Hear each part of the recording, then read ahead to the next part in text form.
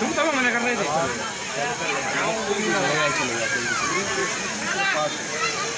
जब कोई बड़ा भारी पुण्य आकर के उदय होता है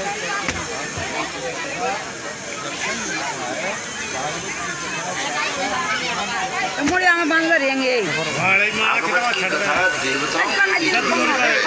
कोई कांचा कोई सुधा लो गई, कोई देवा कोई मनिर्महान, ब्रह्मरातौ विचारिये थी तदो देवा जहाँ सहा।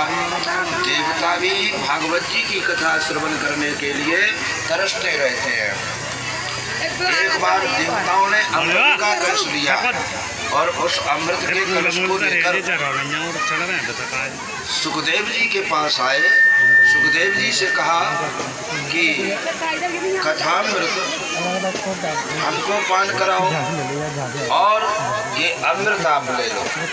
सुखदेव जी हंसे और उन्होंने मना कर दिया, ये भागवत की कथा अमृतमयी है, मूल्य मनी है, संसार का कल्याण करने वाली है, भक्तों का उद्धार करने वाली है, मुक्ति की दाता है, भगवान कृष्ण का स्वरूप है। श्रीमद् भागवत कथा बड़े भाग्य से सबके लिए भागवत की कथा श्रवण कराई और 5-6 दिन कथा हो गई। पहली कथा महात्म की हुई। भागवत जी का क्या महात्म है। भागवत जी वहाँ बड़े बड़े पापियों का भी उद्धार करने वाली है। जैसे आत्मदेव ब्राह्मण गर्भ से निष्ठ होकर के वैश्यावृत्ति करने लगा, ऐसों का भी भव सागर से पार करने वाली श्रीमद् भागवत की कथा है। और दूसरे दिन की कथा महाभारत का प्रसंग हुआ। उसमें द्रौपदी के सोते हुए 5 पुत्रों को अश्वत्थामा ने मार दिया। पांडवों का वंश निर्वंश करना चाहा। उत्तरा के गर्भ में परीक्षित जी थे। भगवान ने भक्तों को गर्भ में ही दर्शन दिया। गर्भ में आकर भगवान कृष्ण ने अंगुष्ठ मात्र शरीर धारण किया और उत्तरा के गर्भ की शांति की। परीक्षित जी का जन्म हुआ। परीक्षित कैसा होना चाहिए? जो सब प्रजा की रक्षा करे, सबकी आत्मा को सांत्वना प्रदान करे, उसे हम परीक्षित कहते हैं। और तीसरे दिन की कथा कर्दम ऋषि की हुई। जो इंद्रियों का निग्रह करके सब वासनाओं का त्याग कर जाता है, उसे कर्दम कहते हैं। ऐसे ऋषि महात्मा जी की कथा तीसरे दिन की कथा हुई। और चौथे दिन सती जी का चरित्र हुआ। सती का चरित्र महिलाओं के लिए, स्त्रियों के लिए बहुत ही शुभ है। इस चरित्र का श्रवण करने से सतियों के लिए पतिव्रत धर्म का लक्षण सिखाया जाता है। और पंचमें दिवस की कथा जड़ भरत की कथा।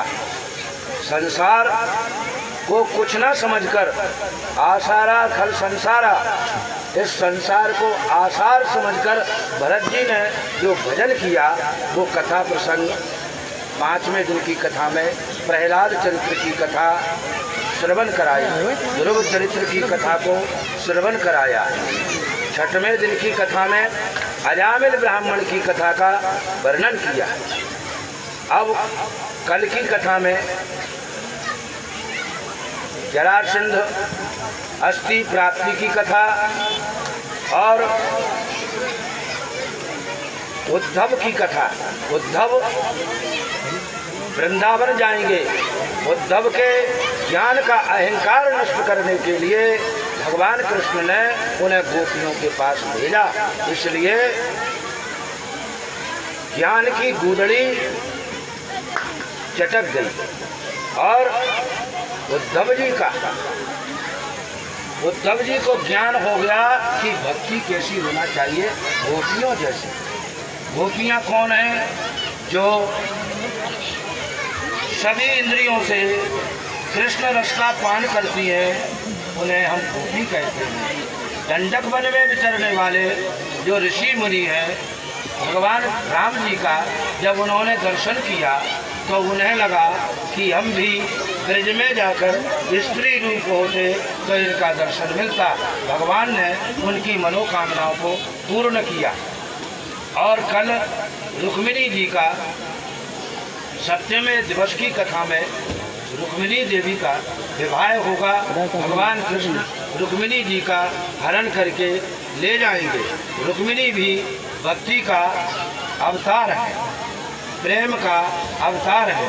और सुदामा जी का चरित्र होगा, जो अपनी इंद्रियों का निग्रह करके भगवान कृष्ण के चरणों में अपना मन लगाते हैं, उन्हें हम सुदामा कहते हैं। सुदामा चरित्र से हमें यह मिलता है कि भगवान की भक्ति करने से हमारे यहाँ किसी भी प्रकार की कोई कमी नहीं रहती। बोलिए कृष्णचंद्र भगवान की जय, श्री वाले भगवान की जय। थैंक यू महाराज। ग्राम बाबा सिद्ध बाबा। यह श्रीमद् भागवत की कथा अति पुण्यशाली स्थल में पुरवाहा ग्राम में सभी भक्तों की कामना से, सभी भक्तों के विचारों से ये श्रीमद् भागवत की कथा पुरवाहा ग्राम के सिद्ध गुरु के स्थान पर ये कथा हो रही है। यहाँ श्री द्वारका प्रसाद शास्त्री जी ग्राम कोड़र वालों के श्री मुख्य संगीतमयी अमृतवाणी में ये कथा का आयोजन किया जा रहा है। इससे भक्त अमृतमयी कथा श्रवण करके परम लाभ उठाएं। ठीक